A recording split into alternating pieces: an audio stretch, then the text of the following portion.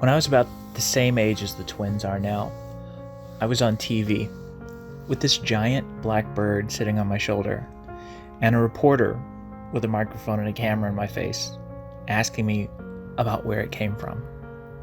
And really, it just came right out of the sky, landed on my aunt's car. I'm standing there dumbfounded, and it just leaps on my arm. And from that day, we just kept it. It didn't fly away. It stayed inside. And when we let it out during the day, it would travel over the neighborhood, do its bird things, and then come back and land in my arm and go back inside.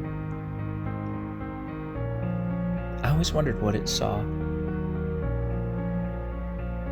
What does the world look like from up above?